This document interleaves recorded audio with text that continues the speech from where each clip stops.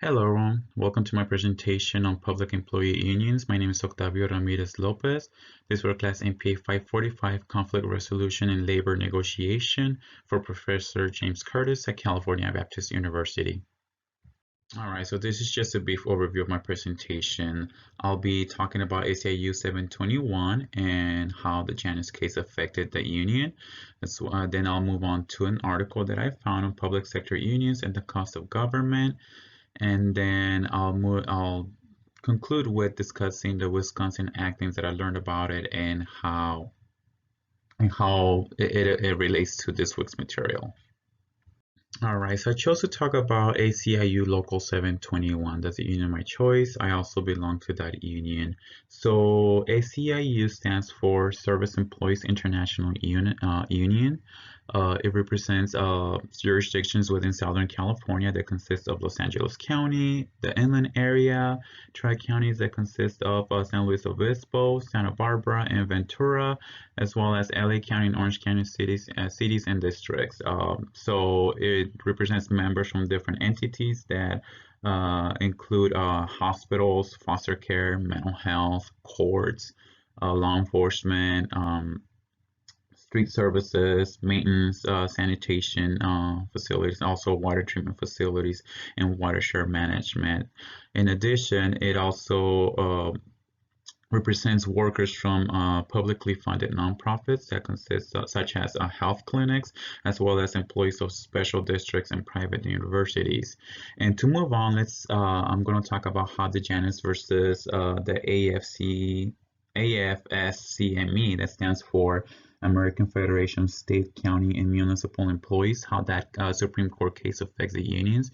So basically, Mark Janus, he believed that his First Amendment right was violated because he was not being given the option to opt out and to not pay those fees if he didn't want it to. So that case, what happened is that once it was the Supreme Court ruled on it, it stated that employees are not mandated to join unions, therefore they don't have to pay those dues. However, this affected the unions by causing the freeloader effect.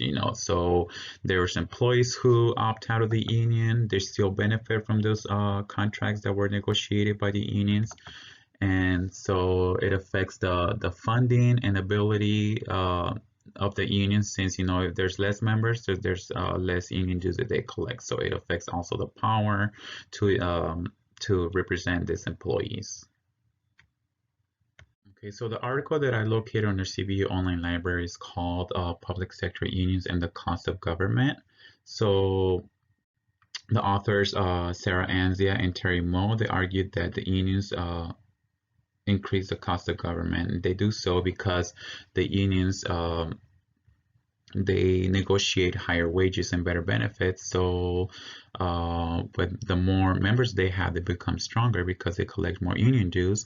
But now that they have more power, they're able to negotiate higher contract and better benefits that increases the cost of government. So they came to find out that agencies or government entities that had collective bargaining unions, they had 15 to 25% more expenditures than those agencies without collective bargaining unions.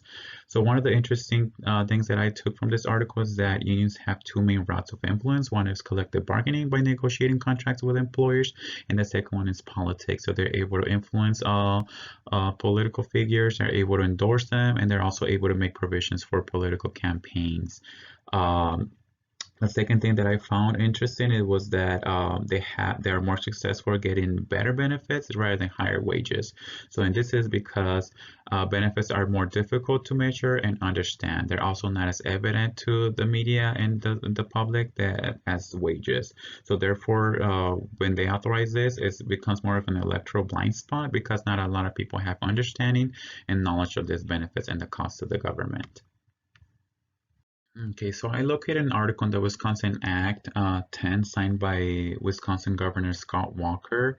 I found this article on the Center for American Progress Action Fund website, and the article is titled Attacks on Public Sector Unions Harm States and How the Act 10 Has Affected Education in Wisconsin.